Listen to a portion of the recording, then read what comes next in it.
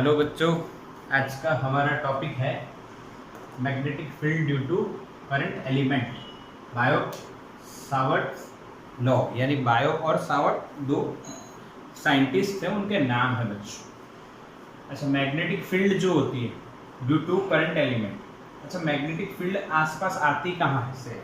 अभी तक हम पढ़े हैं कि जो मूविंग चार्ज होता है, जो चार्ज होता है क्यू, वो अगर मोशन में है तो वो अपने आसपास मैग्नेटिक फील्ड बनाता है। जैसे कि हम करंट में पढ़े थे, आई, अगर करंट कैरिंग वायर है तो उसके आसपास मैग्नेटिक फील्ड बनती है। तो एक सोच ये बनती है कि भाई ये मैग्नेटिक फील्ड आती कहाँ से आती है ये मैग्नेटिक फील्ड?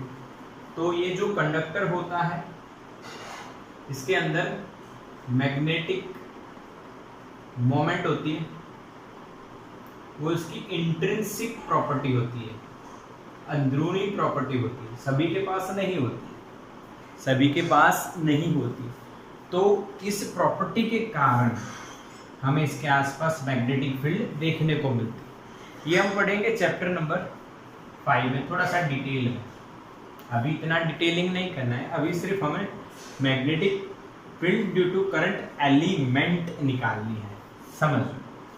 अब तो इसको समझना कैसे हमें है वो देखते हैं आओ। यानी लॉ का नाम है बायो और सावर्ट लॉ। यानी दो साइंटिस्ट ने मिलके ये रास्ता निकाला है। उसके लिए हम क्या करते हैं, सपोज करते हैं एक वायर लेते हैं बच्चों, ये एक्स वाई एक वायर है जिसमें से मान लो करंट कितना पास हो रहा है, आई, ऐसे जा रहा है। ये बहुत दूर से आ रहा है, ये भी बहुत दूर से। अगर इसमें से करंट जा रहा है तो ये आसपास क्या जनरेट करने वाला है?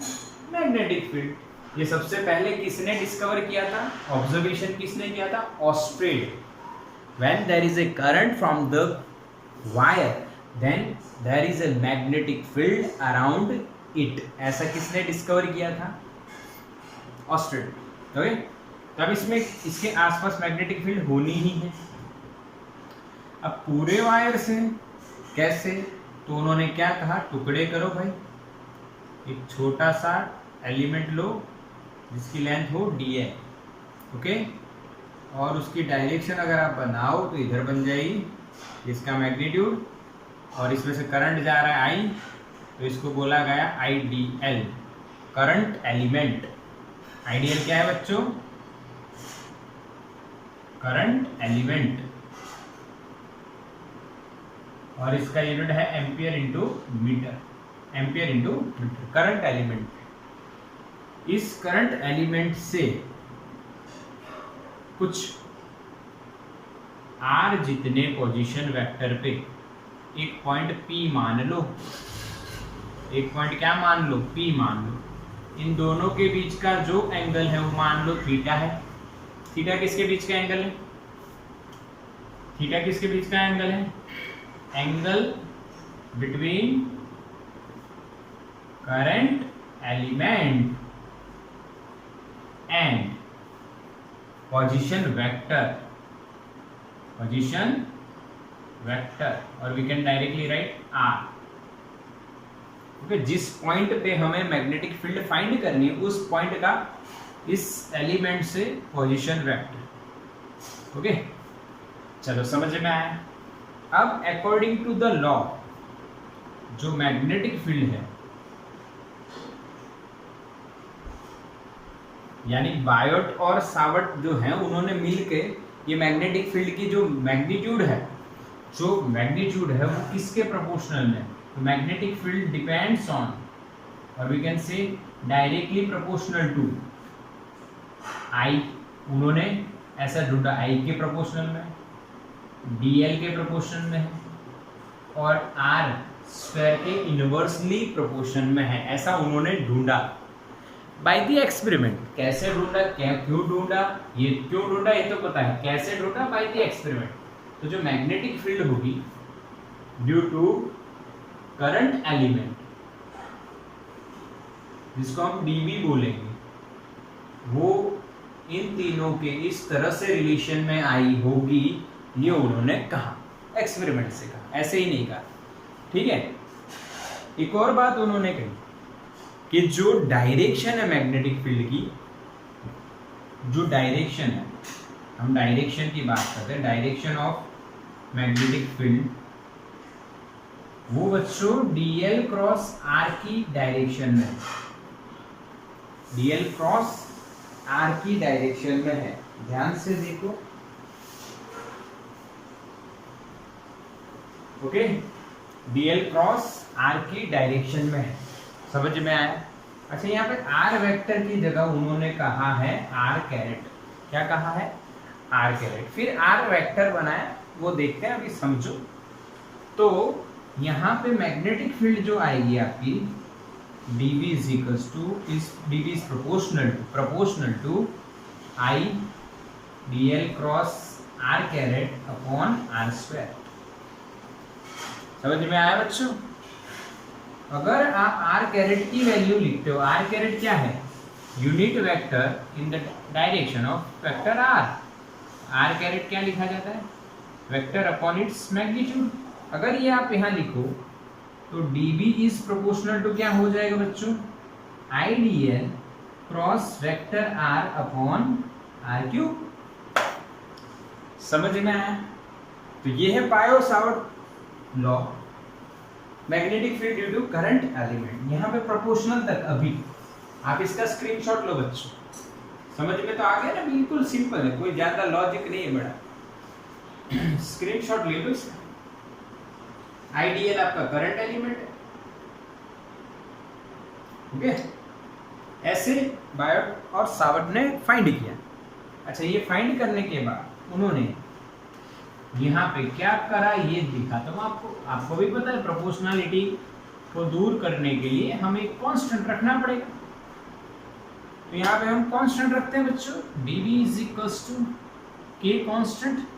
और ये कांस्टेंट जो है, ये कांस्टेंट जो है, इसकी वैल्यू आपको मिलेगी। कांस्टेंट जो है प्रोपोर्शनलिटी कांस्टेंट, इसकी वैल्यू मिलती है बच्चों म्यू नॉट अपॉन 4 पाई।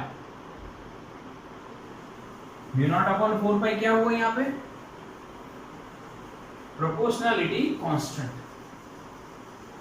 Proportionality constant.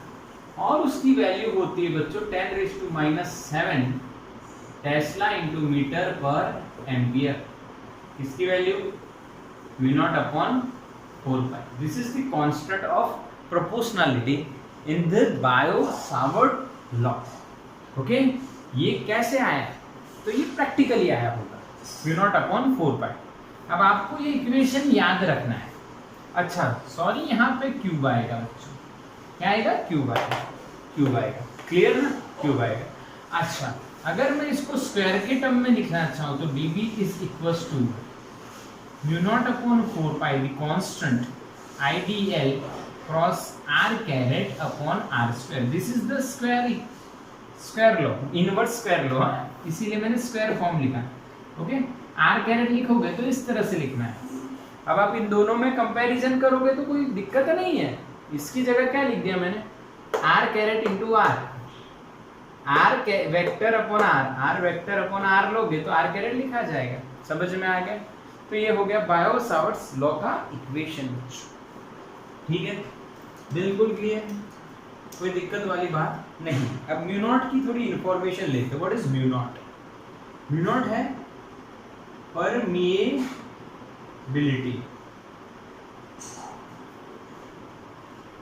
परमिएबिलिटी क्या है? परमिएबिलिटी ऑफ, म्यू नॉट है यानी किसकी है बच्चों? वैक्यूम की। Permeability of vacuum. What is permeability? यानी जैसे आप परमिटिविटी पढ़े थे कि भाई किसी मीडियम में इलेक्ट्रिक फील्ड की वैल्यू चेंज होगी तो यस, इलेक्ट्रिक फोर्स होगा चेंज, यस। उसी तरह ये मैग्नेटिक फील्ड में भी, मैग्नेटिक फील्ड भी चेंज हो, उसके लिए परमिटिविटी नहीं, परमिएबिलिटी होती है। परमिएबिलिटी की वैल्यू जो बच्चों है वो 4 pi into 10⁻⁷ tesla into metre पर एम्पियर। ये फ्री स्पेस की परमिएबिलिटी की जो वैल्यू है वो इतनी मिलती है। समझ में आया? हाँ कि ना? फ्री स्पेस है यानी वैक्यूम है बच्चों। अगर मीडियम होता है तो आपको पता है परमिएबिलिटी ऑफ मीडियम अगर आप लिखना चाहो तो क्या लिखोगे, mu is equals to mu not into mu r, where mu r is the relative permeability. हाँ, म्यू आर क्या है, mu r is relative permeability which is unitless, which is unitless बच्चों। ये तो आपको पता है, जैसे परमिटिविटी आती है वैसे ही परमिएबिलिटी आती है। बोलो समझ में आया? तो इसका स्क्रीनशॉट लो। चलो बच्चों, समझ में आया? परमिएबिलिटी ऑफ फ्री स्पेस और ये रिलेटिव परमिएबिलिटी। ओके, और यहाँ पे परमिएबिलिटी का स्पेलिंग में ई आएगा, वो आप देख लेना, थोड़ा बहुत समझ लेना। अब इस परमिएबिलिटी का जो MLT है, डायमेंशनल फॉर्मूला है, वो क्या होगा?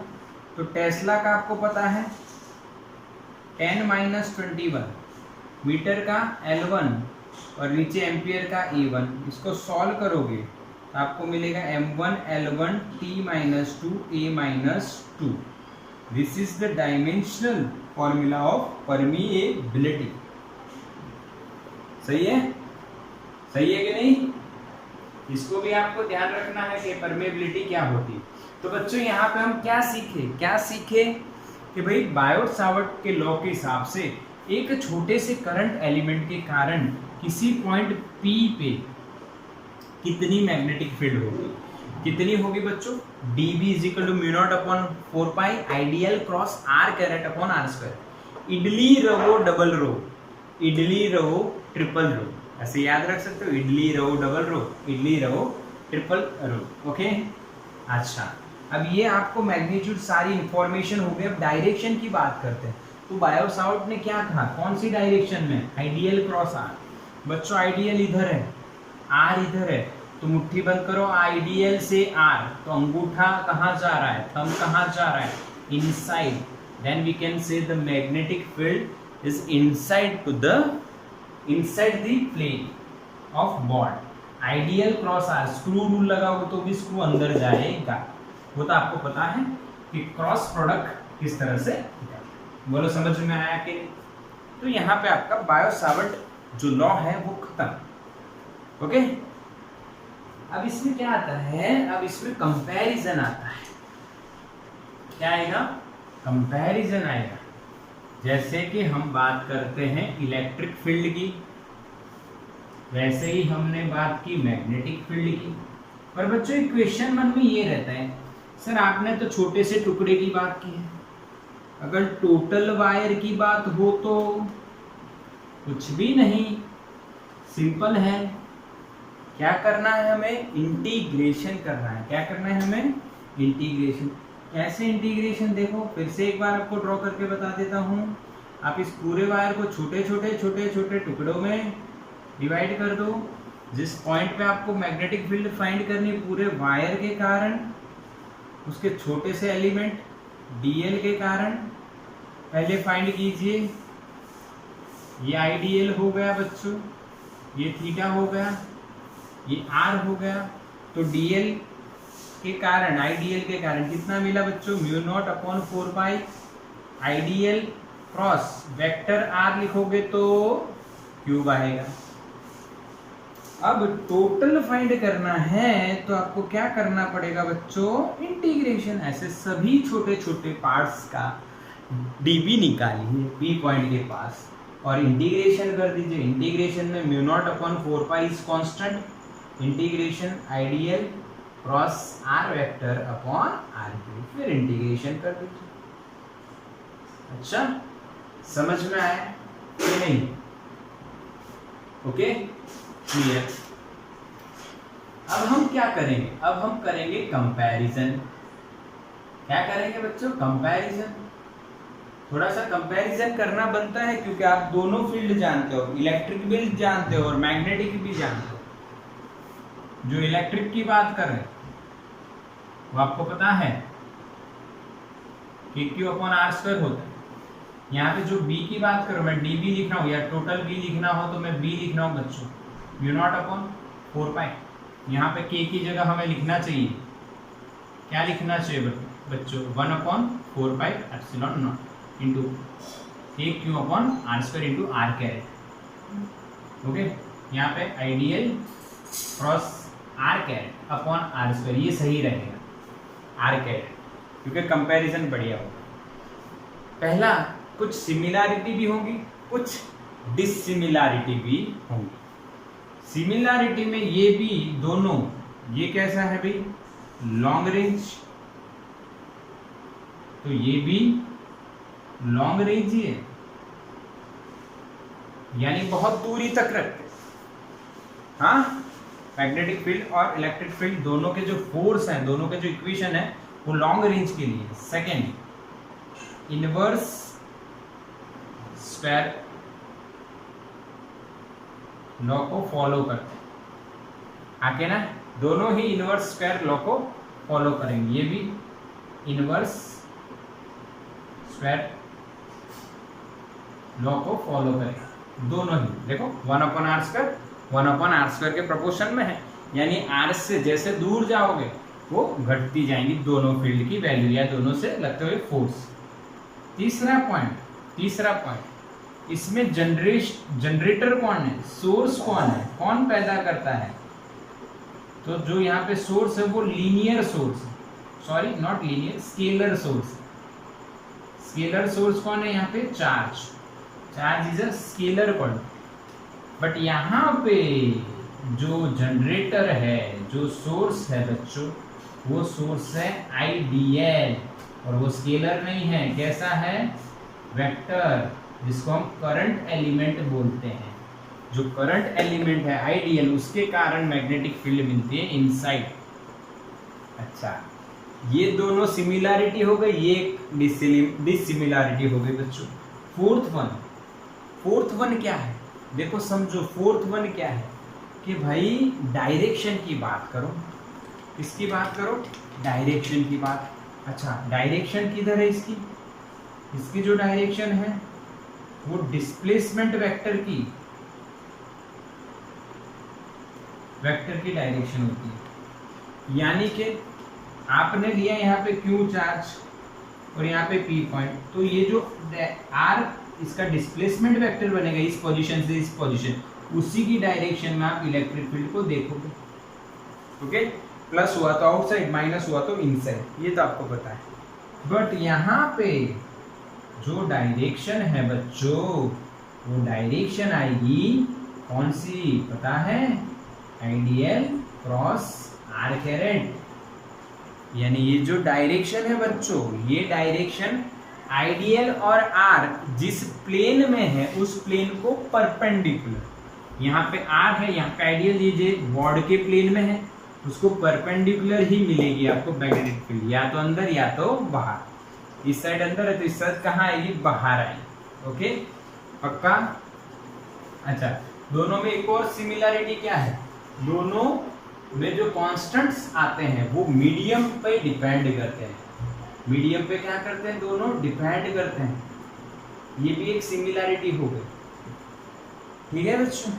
हाँ, ठीक। अच्छा, 5वीं एक और देख लेते हैं, आओ 5 नंबर एक और देखते हैं, आओ। ये एंगल पे डिपेंड नहीं करती, does not depend on angle, ये depends on angle between ideal and r caret. इस एंगल पे डिपेंड करती है भाई ये magnetic field. B, electric field does not depend on theta between, कुछ भी थीटा है ही नहीं उसमें, इसके बीच का थीटा लेना नहीं डिपेंड कर, ये तो एक ही लाइन में होती है, या तो आउटसाइड या तो इनसाइड। ये थीटा पे डिपेंड करती है। थीटा बढ़ा तो वैल्यू बढ़ेगी 0 से 90 के बीच में। अगर थीटा बढ़ता है, क्योंकि क्रॉस प्रोडक्ट है बच्चों, क्रॉस प्रोडक्ट है, तो डीबी का जो वैल्यू लिखोगे आप मैग्नीट्यूड, वो क्या लिखा जाएगा बच्चों? μ0/4π आइडियल, ध्यान से देखो, साइन थीटा अपॉन r²। अब आप पूछोगे सर ये r कैरेट कहाँ गया? भाई r कैरेट की वैल्यू कितनी होती है? 1 होती है बच्चों, 1। आइडियल क्रॉस प्रोडक्ट का तो आपको पता है ना, AB साइन थीटा, आइडियल की वैल्यू आइडियल है, आर कैरेट की वैल्यू 1 है, साइन उनके बीच का एंगल थीटा है अपॉन आर स्क्वायर। यानी magnetic field depends on angle but electric field does not depend on the angle. This are the some similarities and some dissimilarities between electric field and magnetic। बोलो बच्चों समझ में आया? इसका screenshot ले लो।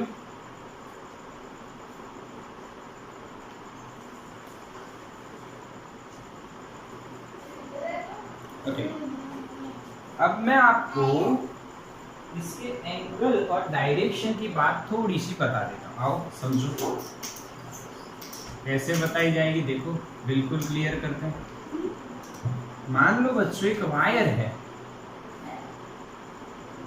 उसमें current I जा रहा है ऊपर, तो आपको डायरेक्शन के लिए क्या करना है, थंब को करंट की डायरेक्शन में करना है।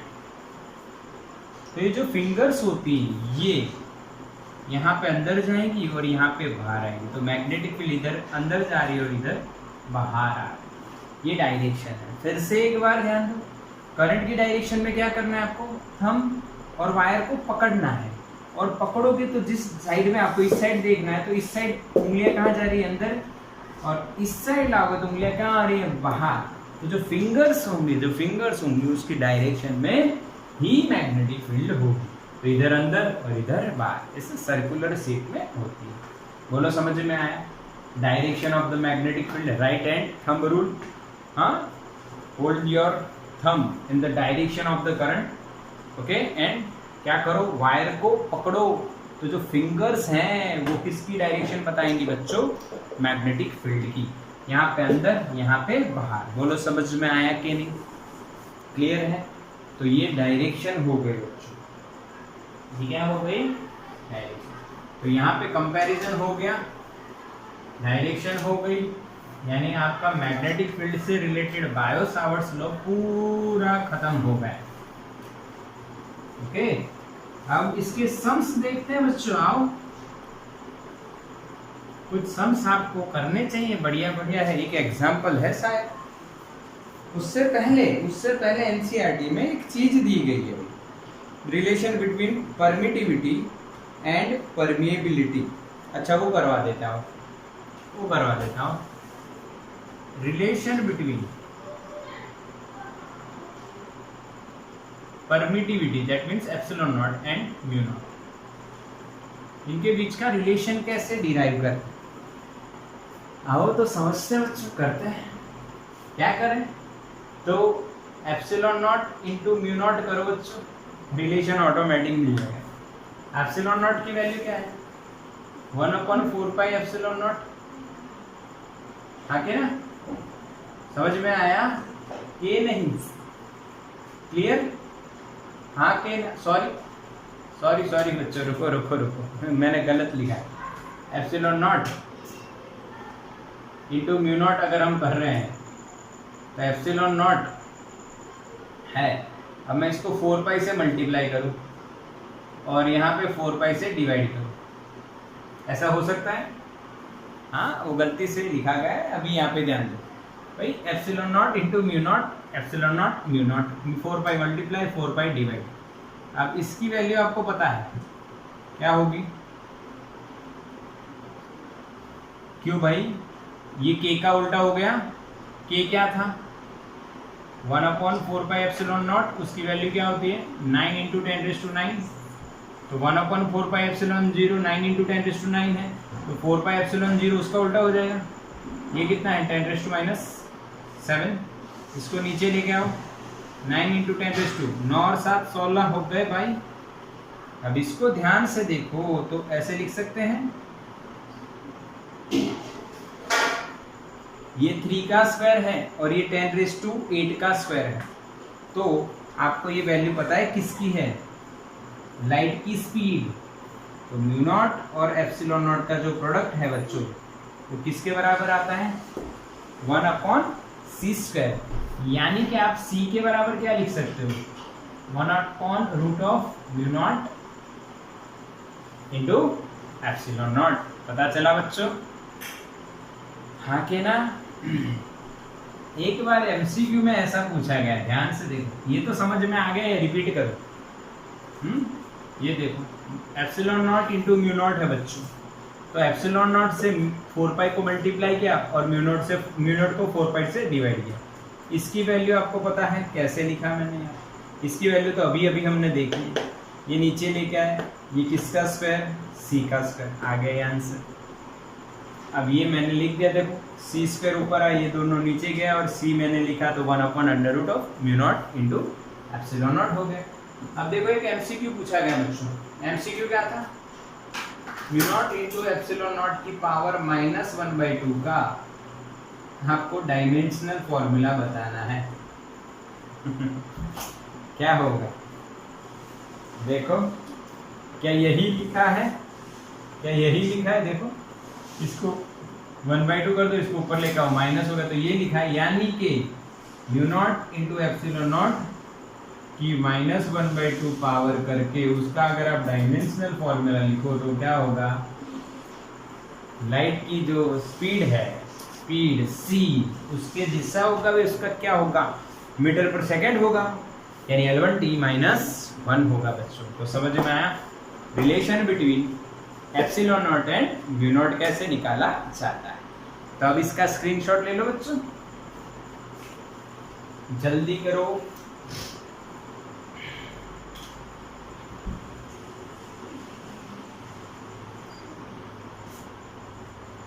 चलो हो गया। अब एक सम है, देख लेते हैं, खत्म करते हैं फिर आज के हमारे इस सेशन को। सम है बायो-सावर्ट्स लॉ पे बच्चों, देखते हैं क्या है।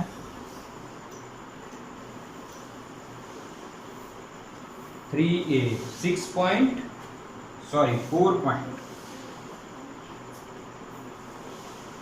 अच्छा 4 पॉइंट, एग्जाम्पल नंबर कौन सा है, 4.5। देखो an element delta L is given, यानी एक एलिमेंट दिया है बच्चों delta L, delta X into I cap is placed at the origin and carries a large current, I की वैल्यू दिया है बच्चों 10 ampere. What is the magnitude of magnetic field on the Y axis at a distance of 0.5 metre, यानी R हमें दिया है 0.5 metre and delta X की value दी है बच्चों 1 सेंटीमीटर। और एक डायग्राम बताया है कि ऐसा डायग्राम देख लीजिए आप, ये एक्स एक्सिस है, ये वाई एक्सिस है, ये करंट एलिमेंट है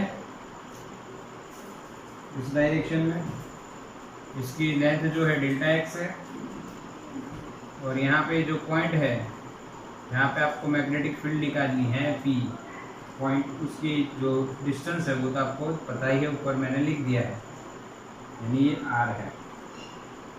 तो आपको what is the magnetic field on the Y axis at a distance 0.5 metre, तो भाई कितनी होगी मैग्नेटिक फील्ड, तो बस वही करना है। B का जो इक्वेशन है वो लगा दो बच्चों, क्या रहेगा, dB is equals to mu naught upon 4 pi into ideal sine theta upon r square. Magnitude निकाल रहा हूँ बच्चों में, क्या निकाल रहे हूँ, मैग्नीट्यूड, मैग्नीट्यूड का यही वैल्यू, यही इक्वेशन होगा, आर कैरेट नहीं होगा।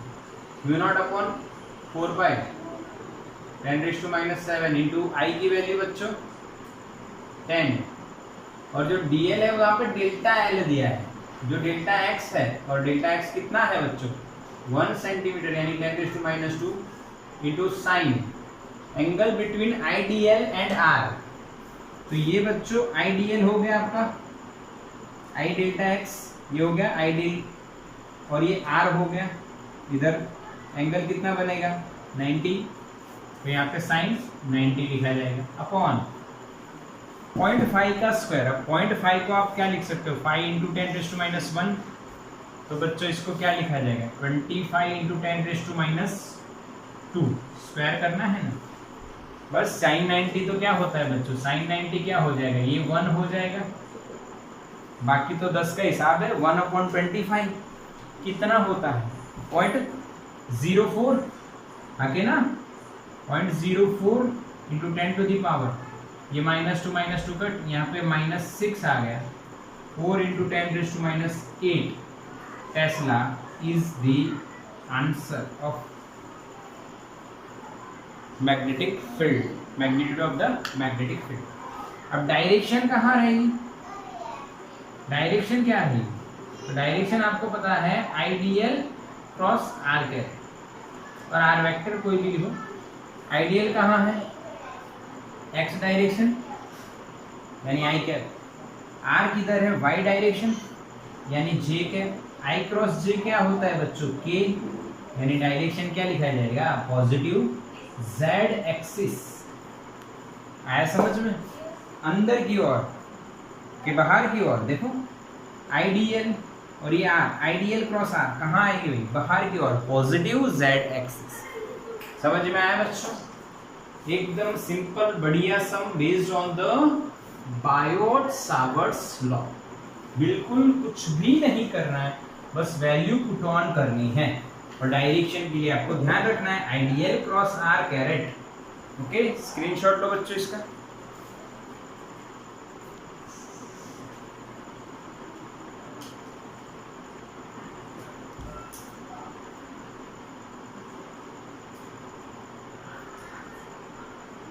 ओके,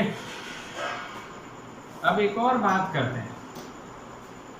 अब देखो इसी में अगर पॉइंट यहाँ पे क्यू पॉइंट लेते हैं, तो क्यू पॉइंट पे मैग्नेटिक फील्ड कितनी, स्मॉल मैग्नेटिक फील्ड, बताओ सोचो, क्यू पॉइंट पे कितनी होगी, सोचो बच्चों क्या होगा क्यू पॉइंट पे आंसर, वो इससे कुछ, चलो 1 सेंटीमीटर जितनी दूरी पे, कुछ भी 1 सेंटीमीटर, 1 मीटर, हाँ 1 मीटर लो, ये 1 मीटर, 1 सेंटीमीटर बहुत छोटा है, ये तो है खुद ही इतना है, ठीक है। हाँ 1 मीटर, बताओ क्या होगा, कितना होगा बच्चों, 0 होगा। क्यों, क्योंकि आइडियल भी इधर है और इसका पोजीशन वेक्टर दोनों सेम डायरेक्शन, यानी थीटा क्या हो गया 0, और साइन 0 क्या होगा 0 होगा बच्चों। समझ में आया, क्लियर के नहीं, तो ये बात आपको ध्यान रखनी है। तो यहाँ पे ये हमारा बायोट-सावर्ट्स जो लॉ था वो खत्म हो गया, बिल्कुल याद रखो। इक्वेशन क्या है, ideal cross are caret upon r square, हाँ म्यू नॉट अपॉन 4 पाई, जो ये आपको याद रखना है बच्चों, mu naught upon 4 pi ideal cross are caret upon r square. अगर आप यहाँ पे आर वेक्टर करते हो बच्चों, तो यहाँ पे क्यूब हो जाता है। यही है स्मॉल एलिमेंट के कारण मैग्नेटिक फील्ड का जो इक्वेशन बनता है, जो बायोट-सावर्ट लॉ। समझ में आया, क्लियर। तो ये हमारा magnetic field due to current element and Biot Savart law यहाँ पे फिनिश होता है। ओके, चलो स्क्रीनशॉट तो ले लिया है।